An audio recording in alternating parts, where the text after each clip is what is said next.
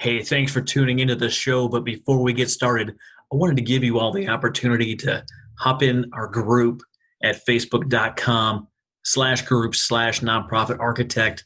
We're running a contest right now for your chance to win a $200 donation. We're not just building stronger nonprofits by giving you the actionable steps to do what you do better, but we're also putting our money where our mouth is.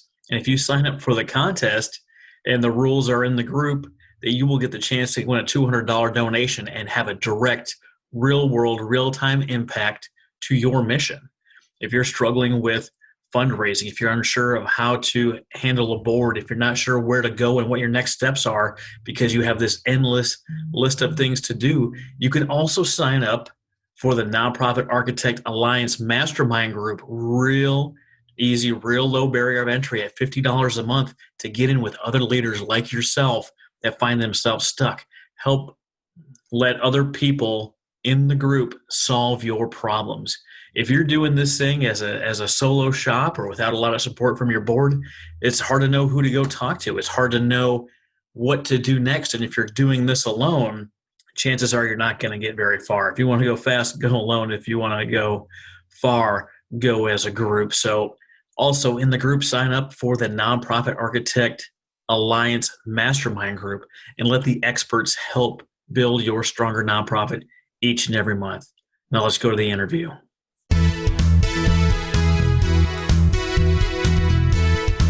Struggling to move your nonprofit forward? You've come to the right place. Welcome to the Nonprofit Architect, where we are giving you the actionable steps you need to launch and grow your nonprofit organization.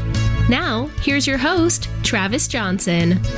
Hey, I'm on today with our guest, Amy Fazio from Magnify Mission. Amy, how are you today? I'm doing great. Good to be here. You know, I've never had a guest that comes on like, you know what, I'm doing really crappy today.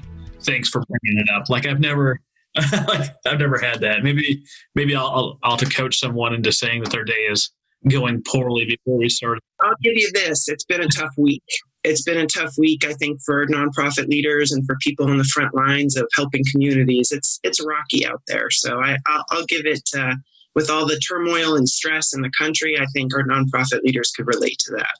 Yeah, definitely can relate to that. Amy, give us a little bit of your background and what you do with Magnify Your Mission. I have been in the nonprofit sector for quite a while, for 25 years, actually. And I have played a lot of different roles. And I was running all over the country raising money as a CEO for a national trade association when I hit a wall, Travis, and I was burned out. We were getting awesome results. Maybe some of your listeners can relate to that. You're moving things forward, but at a pace that really hurts. And it was compromising relationships. It was hard to transition from being in boardrooms and being on the road to being home with my very young daughter and my husband. And I knew there was an easier way. So, after most recently running a national trade association and raising millions of dollars, securing massive sponsorships, big successes, right? $1 million in reserves in the bank, I knew there was an easier way to help other nonprofit leaders do it easier. And so I love helping folks raise money while doing less work so they can focus on the passion part of their mission. It seems you and I are in alignment. I'm looking for automated fundraising sources so I can take the focus off of finding money and then just focusing on the mission. But today we're going to be talking about how to simplify your fundraiser, the power of mindset. And it sounds like we might even be getting into a little bit of mental health and self-care for the nonprofit leadership, because you can't do anything if you're just broken down and wasted. You can't pour from an empty cup. But you run this great thing with the 5-day supercharge fundraiser. And you walk us through the steps of what that looks like. Yeah, so I offer a free 5-day challenge, Supercharger Fundraising. And it's a really great opportunity where you get some information in the morning and you work through an exercise that takes, about a half an hour, get you thinking about your fundraising game a little differently and who your community is, who you're speaking to, and what the message is. And then in the evening, we hang out. You bring your tea or your cocktails, and we have about an hour to 2 hours of question and answer. And we go through the work of that day and kind of move through both the strategy and the mindset. So we get to know each other pretty well over 5 days, and I absolutely love it because we get to get right in on the stuff that people need to know about instead of talking through processes or steps that aren't as directly relatable. So it's a great community. That's cool. I love the fact that you brought up tea and cocktails. We were showing coffee mugs before we fired it up here, and spoiler alert, I'm a coffee hater. I am a hater. My cup is full of haterade, just hating all over the coffee lovers out there. I'm drinking water. I don't know what it is about coffee. I'm just not interested, but I know so many of you are. I'm going to keep an open mind and an open heart with you. This hate, I'm going to just really stay open-minded and jump right in because I know we have tons in common, just not this one. So how do you go about simplifying the fundraising process to allow people to focus on the things that really matter? Yeah, it's so funny. People want tactics, right? Like, how do I do it? Just tell me what to do. And the fact is, fundraising isn't rocket science, right? We can put together a budget that drives, that reflects the strategies. We can help folks schedule out. We can come up with our magical strategic planning Word documents. But it really is about a decision that you make as a leader, right? You said it before, leaders don't run around exhausted and ragged. That is not what effective leaders look like. And your funders feel and sense that too. And interestingly, I think when you mention the chasing money routine, right? The feeling of always begging for money. Some clients will come to me or some folks will come to me. I'm just tired of begging for money or never knowing where it's coming from or always choosing the smaller investment instead of doing the big thing I know we need to do. We've got to stop that pattern in our industry of chasing money. We've got to stop the webinars on 72 ways to thank your sponsor and start recognizing that we are an important and an integral part of our society. And in fact, our country would look very differently without us as a $100 billion industry, $100 billion annual industry, the nonprofit sector. So it's not like we're feel-good charity that really pisses me off. I hope your audience isn't offended. It just really makes my blood boil. We're not charity. We are essential. And we need to treat ourselves that way. Oh yeah. I mean, when you file your articles of incorporation because you are a company and then apply for nonprofit and 501c3 tax status, it's a real thing. It's the third largest industry by workforce behind restaurants and retail. I know that I've mentioned that before. But these are real people we're dealing with, solving real issues and getting down to the heart of things. Back, hundreds of years ago, it was really the church doing most of this work in whatever faith you follow. They were doing those things. They started the first schools. They were educating. And now we have separate organizations from the church, and both are working on different problems in tandem. And it's amazing. You get to choose the thing that you care about most, whether you are, a father that cares about fathers' rights, or if you care about the environment and the ZT fly in the middle of Africa, or if you want people to get clean water, you can find the cause for you and the nonprofit that's focusing on the area that you care about. And I think that's a wonderful thing. Travis, that's exactly it. And so our job as fundraisers is to really think about who is our dream donor. Who is our ideal donor, right? And in fact, in the 5-day challenge, day 2, we work through profile exercising. And we don't do this in the nonprofit sector often. I've been around enough. I feel fairly comfortable saying that. This is basic marketing and sales stuff, but we don't take the time to really drill down on who is our ideal donor. Instead, we focus on messaging to everybody. Right? Or we focus on not making somebody mad and not saying this. Say that provocative thing. Say the thing that really makes you mad, because the more honest you can be with the right donors, the more they will be attracted to you like a magnet. I'm glad that you touched on that. We talked about it before we started filming today, but here's a fun fact for my audience. I don't know if you know this, but I don't know everything. And I don't claim to know everything. I don't pretend to know everything, and I don't want to know everything. I want to know what you're struggling with, and I might be able to help you. But chances are, I'm going to refer you to a friend of mine, someone that I've built up in my network, someone like Amy that has a specialty. And I might say, hey, you know what? Maybe you need to check out Amy's program, or she might be a better fit for you, because it's not about me. It's about helping the helpers. It's about delivering the things that the people in this industry really need to be effective and powerful, and the way they need to do it. And I'm not always the answer, and I'm okay with that. What a relief. Oh my gosh. It took me a long time to figure that out, Travis. I'm telling you, I spent a lot of my 30s really convinced I was supposed to have all the answers, but what does it mean to be a leader? You're an orchestra conductor. You're facilitating, right? You're not doing. And that's the mindset shift we got to get from, especially when sometimes at different stages of growth, there's a lot of doing to do.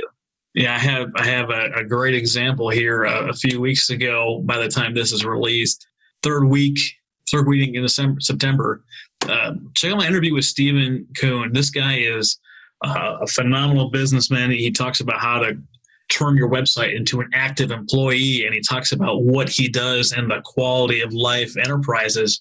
And one of the things he talks about is solving the unsolvable problem, or the not yet solved problem. And one of the ways he creates this environment is he calls it creating space. He's in the moment, and he allows the people in the room or the one-on-one conversation to go wherever it needs to. He's doing what I do. We provide value without expectation.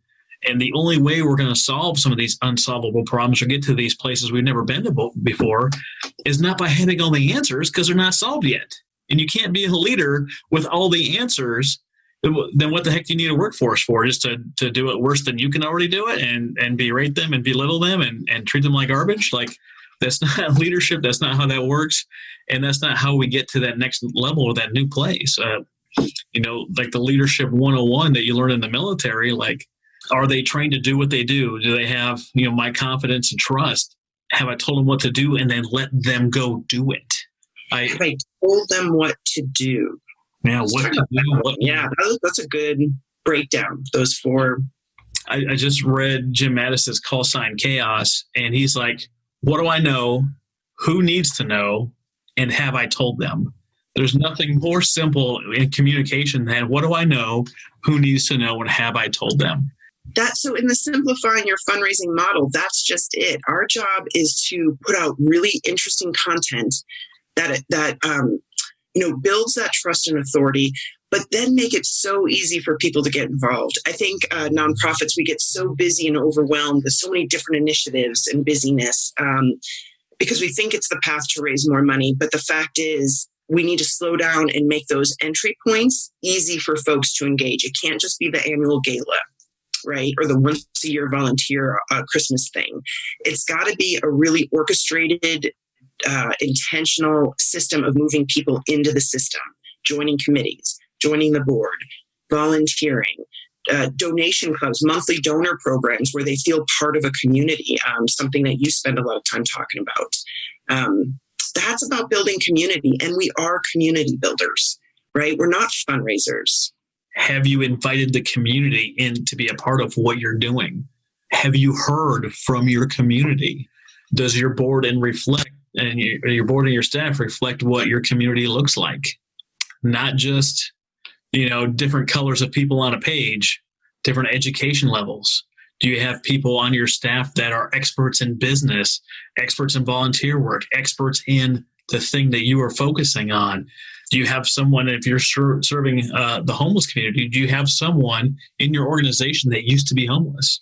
And do you have a peer board? I mean, do you need other committees, both permanent and ad hoc, to make sure that communication is going up and down the chain, right? So using your board, but making sure that you're keeping your board focused on really the job of governance as well. Another way to look at it, Travis, I love that breakdown of who do you need on that board, what skill set, what talent do you need. Another way that I like to talk through that with my group, my inner circle, I call them the nonprofit collab.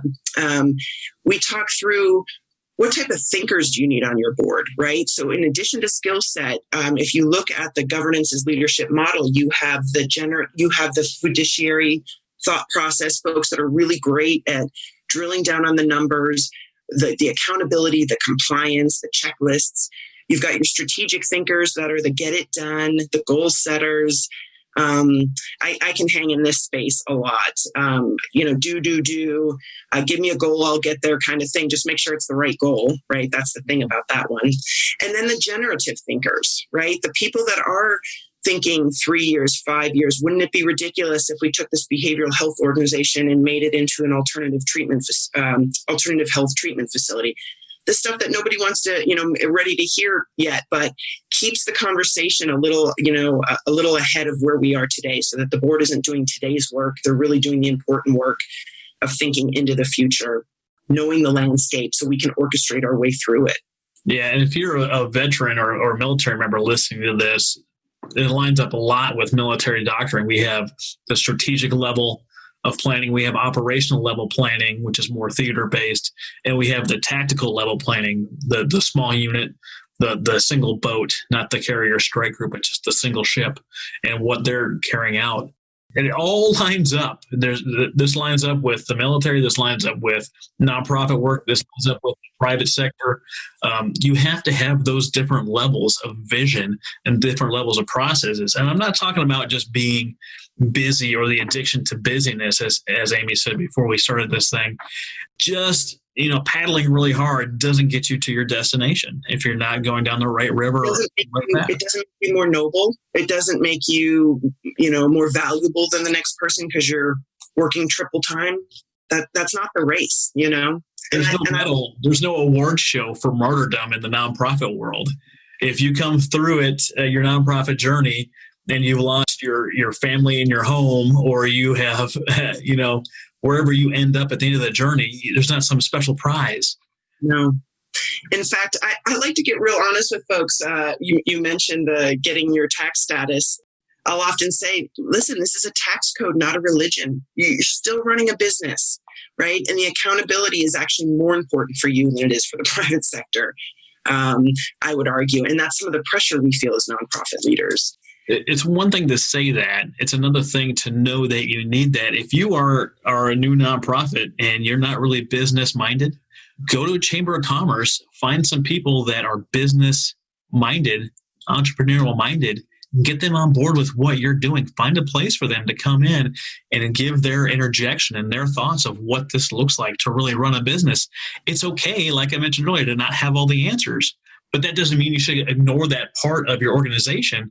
Go out and find the people that are going to be strong where you're weak, and you're strong where they're weak, and you can really fit together. You can find that complementary position. You're not competing with them. They're on your team. Get them on your team. Get them working towards where you need to go, and let them help you and let you lead them.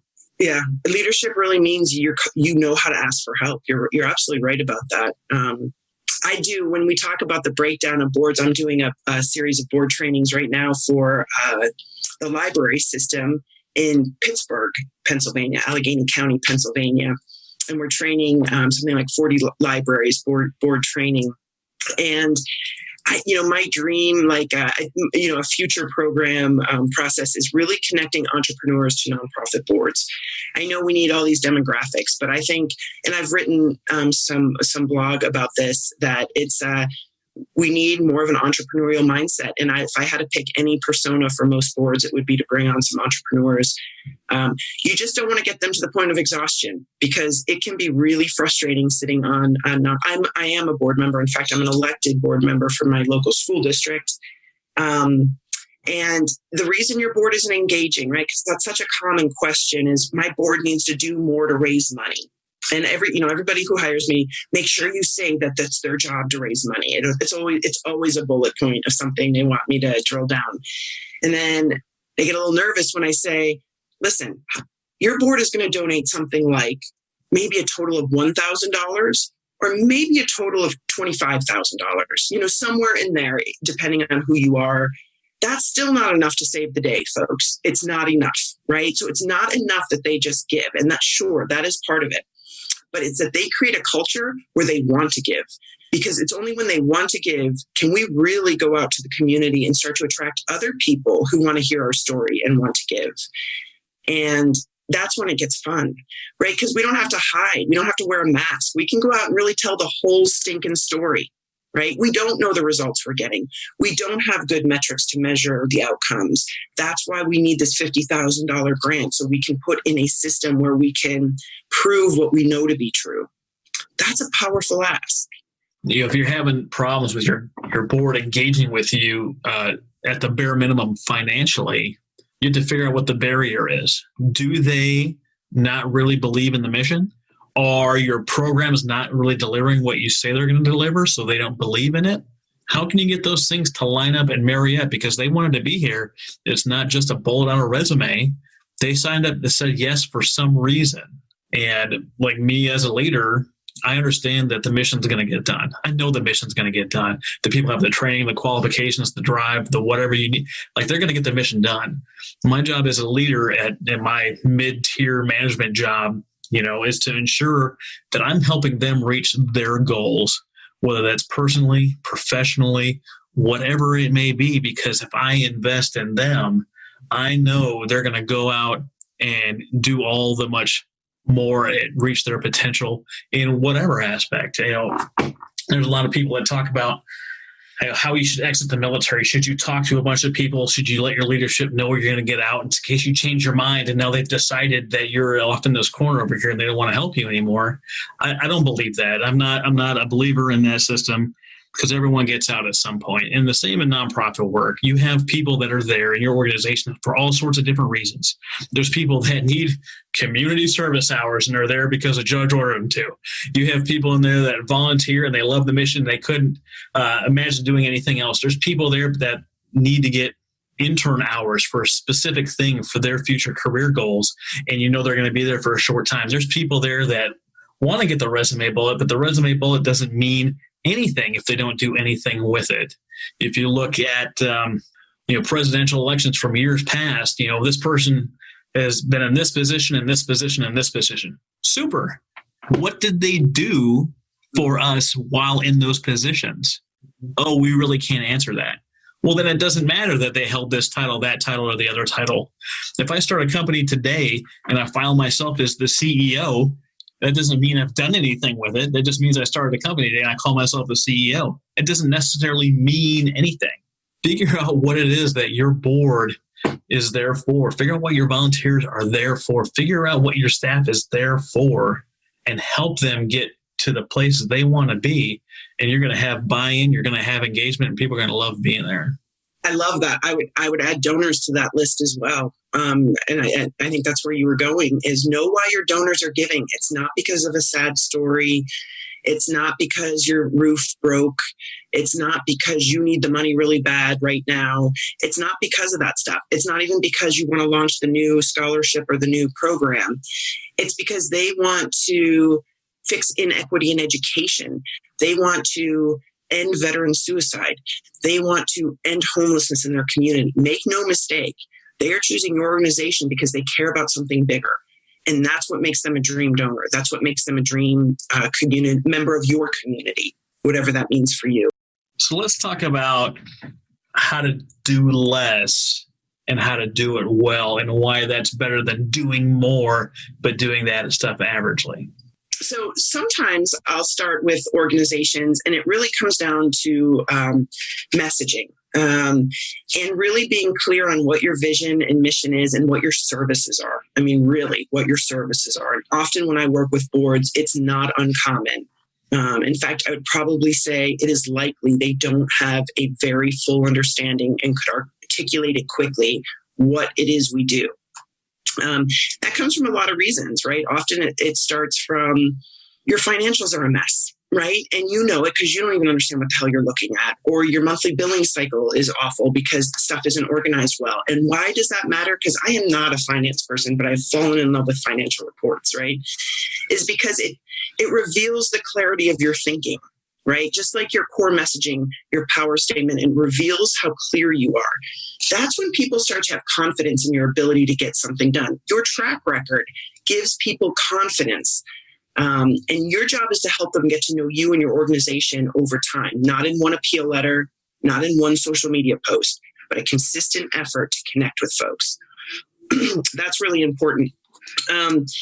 When you can look at your funding streams, and we in the 5-day challenge spend a good 2 days and thinking this through, you have to do the math, right? If you want to get to be, you're a new organization, you want to get to your first $10,000, maybe you're trying to scale to your first consistent $100,000 or even $1 million. The good news is the process is the same. You've got to do the math. So once you break out your funding streams, the budgeting process is how are you going to get there, the fastest way to get there. And more than we did last year isn't doing the math, right? That's just tacking on a percentage to a number that is floating around. Who knows if you even did a good job? Like, I don't even know where that number came from. What I do want to know is if we want to get to $100,000 and 40 is coming from grants and 30 is coming from individuals, why are you spending all of your time on government relationships? Why is your activity not lining up with where you know the quickest path to getting there is? I see that regularly. And what I think is one of the root causes of all the busy work. I don't think people understand the quick math behind things. And if you're talking about something like a membership organization or a membership foundation, like we're going to give away $100,000 in scholarships a year, what is it going to take? How many members do you have to have at what price point to get that $100,000? You could, of course, have one person in for $100,000. Wouldn't that be great? You could have two people in for $50,000. Or you could have 100 people in for $1,000 a year. And people are like, $1,000, only 100 people? That's like what, $84 a month? Well, that means 200 people is only $42 a month. Or 400 people at $21 a month. You don't have to bite it all off in one big chunk. There's different ways to do this. And it doesn't have to be an all or nothing. It doesn't have to be all grants. It doesn't have to be all membership based. It doesn't have to be all swag sales. And if you're not selling a t-shirt, you really need to get on this because there's ways to do it at zero cost to you and you never have to touch the merchandise. But I'll beat up that horse in plenty of episodes. But there's so many different ways to do this. But if your focus is on just one area, I think you're really leaving a lot on the table. Yeah, just one area. And I just always have to do more, right? And not saying, okay, the goal is 100. And when we get there, it's okay to move on to the next priority area versus I got to always do more. It's never enough, right? It's never enough. If the goal for the event is to raise $10,000, lighten up after $10,000 and go focus on your next set of goals. That's how you make sure you hit your targets to get to where you need to be. I call it right sizing your work. Stop doing triple time, work to the goal. And if the goal wasn't right, go ahead and adjust the goal. Gosh, we really lowballed this, or, oh man, I thought this was going to do a lot better. There's room for that. But working until forever, no matter what, is it just the burnout model. And you have to fight against burnout. I wanted to say something about an event. When you have done everything, you've done the work and you've laid out an event, and then you go to the event, this is just like throwing any other party. You need to invite yourself to the party. You should be able to have an enjoyable experience at your event. If you are listening to this and you think that I'm crazy, send me a message, send me an email to nonprofitarchitect@gmail.com and tell me that I'm out of my mind. I have never once in all the fundraisers that I've done and all the events that I've planned have ever not invited myself to the party. And because of this, I'm more relaxed, I'm more engaging, I'm more in the moment when I'm actually there talking to people, shaking hands, kissing babies, like I'm running for office or whatever it is that I'm doing. I invite myself to the party because I enjoy it. I deserve to have a good time as well. Yeah, really, really important point in just celebrating the wins. And allows you, as you said, to be in the moment, to drop into that space and speak truly about what has been accomplished and what's the real work to be done. And I just got a text from a client today who was feeling she had painted herself in the corner. She started a brand new nonprofit curing a rare disease. Okay, so rare it affects 100 children globally. And she set a fundraising goal as a brand new nonprofit leader, a mom who's turned nonprofit warrior. And $5 million, we can get this cure done. And it was true at the time in 2015. But the longer it took, the price changed, right? And she was beating herself up. How do I go to my donors and explain this to them that now it's really 6 million and we actually have only raised 1 million of it and it's not a done deal yet? Create that space for yourself to recognize you're doing all the right things. You can't control everything. Your job is to lead the ship and navigate the changing landscape. That's the job of the nonprofit leader. It's not to have all the answers. It's to make sure you have all the information and the players at the table that can assess and adjust, right? To make sure we meet that big vision, that everything we're doing is constantly moving to that big vision. Calm seas do not make skilled sailors. There's going to be rough seas ahead, and you're going to have to grow and twist and contort to the new landscape, or whatever the position now needs today was not true yesterday, is today, and it's going to change tomorrow. Who had a pandemic on their strategic plan? Who the hell has that manual? This stuff is going to keep coming, folks. We are all winging it. That's what leadership is. You're always slightly uncomfortable. You're always moving beyond where you are. Otherwise, you're not the leader. That's truly leader. Whether you're the leader of your life, whether you're the leader of your department or your organization or your family, you're a leader. And getting used to being a little uncomfortable is part of it. Watching this nonprofit leader own what she didn't know, she ended up closing a big deal. And she was so terrified by being honest with her donors. And in fact, it led to more money. And that I just got that word today, that her confidence just shot through the roof. And that's the mindset shifting. It's okay to be new. It's okay to be authentic. It's okay to change directions. It's okay not to have all the answers. It is not okay to be fake. It is not okay to lie to the people. It's not okay to pretend to be someone you're not.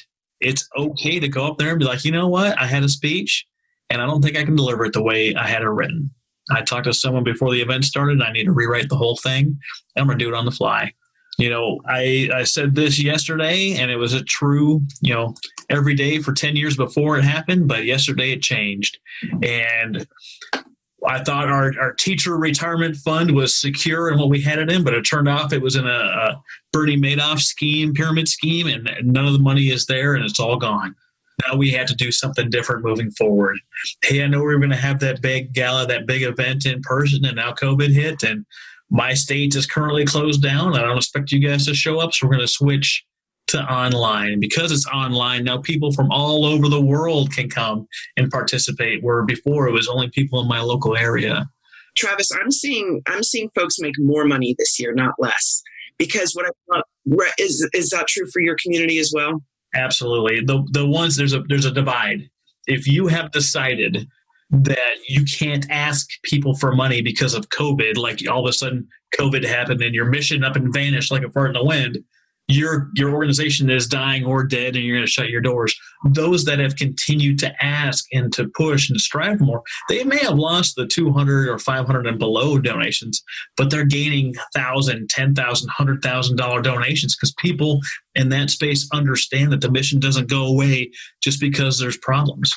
Just because the community just because the economy goes up, doesn't mean you can't get fired. And just because the economy is going down, doesn't mean you can't make your next million.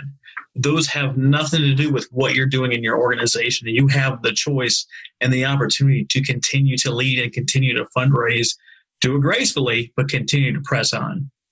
And what does that gracefully mean? That's a really good point, because I hear that a lot. Like, is it appropriate? Earlier, is it appropriate? You must not have a lot of confidence your mission's important if you don't think it's important. This is the time it's important. Are you kidding me? We're in an economic crisis. The nonprofit sector is needed now more than ever. Is it appropriate? Yeah. And the fact is, if you're kind of questioning that, you're right. Chances are I'm certainly probably not the consultant for you, because it has to start with your I can't give that to you, right? Your sheer commitment, your sheer determination. And that's what I love about this sector, the people we get to work with, right? They're going to make a difference in their community no matter what. And I love helping my clients with their origin story. That's such an important part of their communication strategy. And it's not just writing down all the pain points. It's really connecting with your donors and with your readers and your community on the feelings that they can relate to as well on your journey, because those feelings could be transferable. That's how they know that you're their tribe. I say, fly your freak flag so they can find you. Don't say all the polite stuff. Say the difficult stuff. That's your freak flag, the provocative stuff. When I say ask with grace, I mean, when you go out and you make your palate like, hey, I understand this is hard times. And if you're someone that has given in the past, but you don't have the capacity right now, this ask is not for you. In fact, send us a message to see if there's something that we can do for you or direct you to someone that can help you with your particular challenge. Absolutely. But for those that are still listening, pour it on. I need more. Bring more money, bring more donations, bring more people, bring better board members. Let's get this thing done because our mission hasn't stopped just because there's a pandemic. We need more. We need to keep firing. We need to keep going. And Amy said, I might not be the consultant for you. Me, Travis, I might not be the consultant for you. I'm told that I'm a little pushy. And the biggest complaint I have is I hold people accountable when they say they're going to do something. And people that are not ready to be held accountable think I'm mean and scary. And that's okay, because then you're just not the right fit for me. And I'm okay with that. Yeah, that's what we need our fundraisers to understand too. Not everybody is the right fit for you either. Man, that is a relief when you figure that out in life. I am not for everybody. I don't want to be for everybody. I got enough time to be for everybody. I don't have enough time in the day. If I showed you my calendar, you would be disgusted. My day is segmented up just ridiculously, but there's a huge blocks of time in there that said, I'm with my family. I'm not answering the phone or emails or checking social media. I don't really care if it has to wait a day or a weekend to get back to you. Doesn't bother me in the slightest. It's so true. And if your schedule doesn't have that built in, let us help you with this, because it just doesn't have to be at this pace.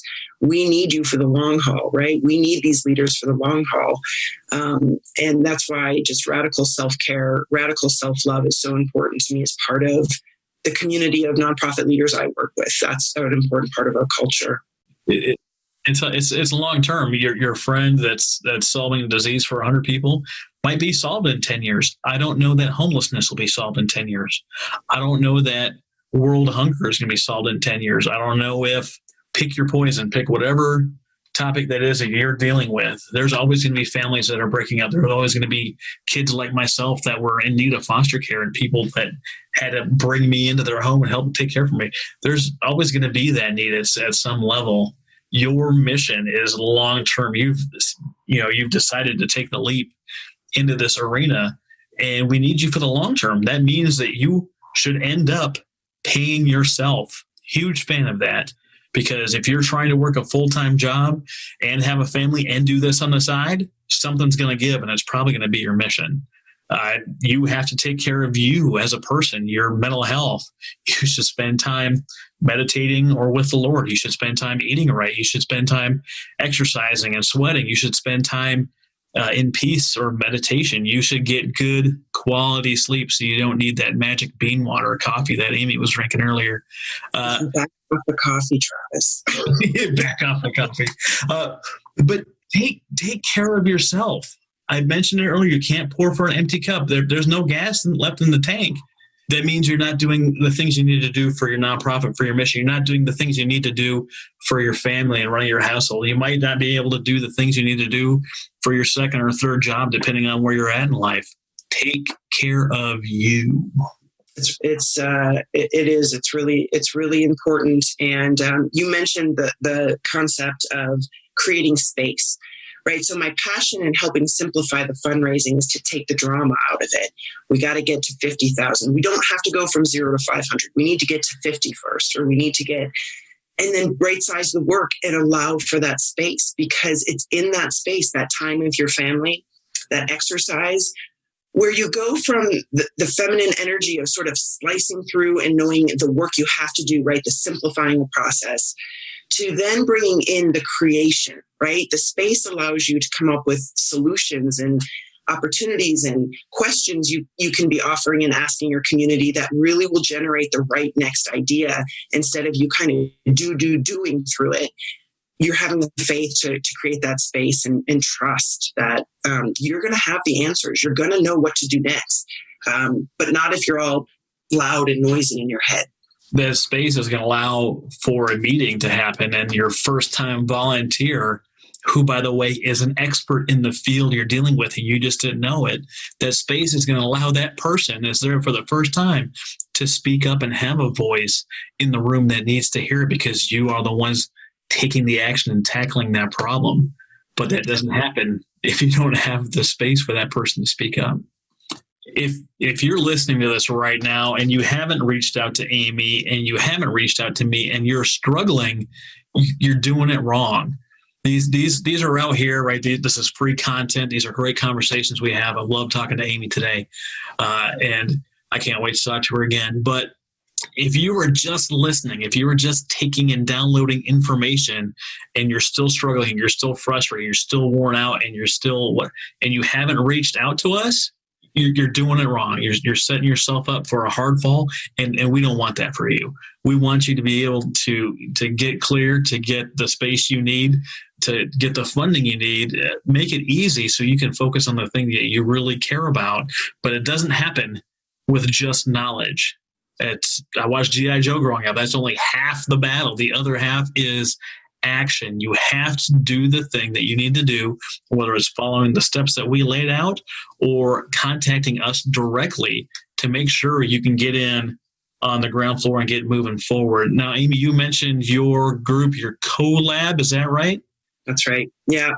So the Magnify collab is a group of leaders that come together, lots of different ways to learn, but it really takes my passion for community building and bringing it together, because I don't have all the answers. Travis, I'm so thrilled you're able to come speak to our group and share with them your expertise in automation, right? You've got some phenomenal programs. It's not about just my ideas. So we get together and we answer their pressing questions and we help them. We hold space for them, right? I host weekly calls with my collab. It's not just Facebook Lives, right? It's Zoom calls. I want to hear from you. And everybody gets 20 minutes to work through what's sticking this week for them, what feels stuck. And we jump in together. And I don't care if they're $10,000 organizations or multi-million-dollar. Everybody's in this group and we all help each other. I'm particularly proud of that community of big-hearted community building badasses. I like to refer to us.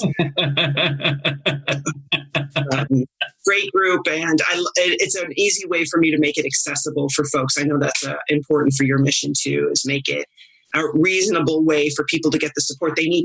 And folks, if it's not us, just find help, right? Find a way to make it easier. Commit to that it's possible and get the help you need. Don't wait. Don't wait for board approval. Don't wait because you're too nervous to ask for permission. You're too embarrassed to admit you don't have the answers. Leaders know how to get the help they need, and we're only as good as those we surround ourselves with. So expect that for yourself.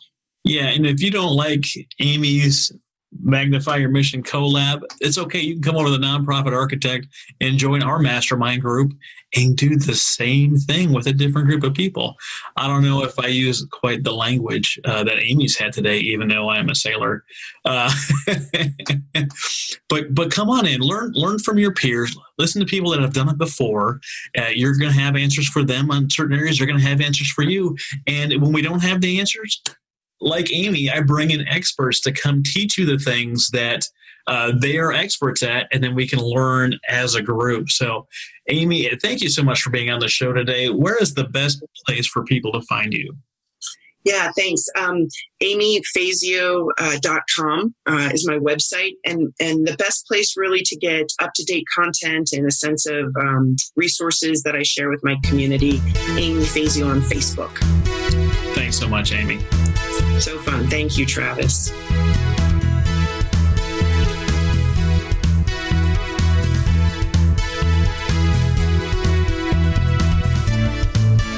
You've been listening to The Nonprofit Architect. To listen to all our past shows, visit http://nonprofitarchitect.org. And be sure to subscribe, rate, and review our show. Thank you.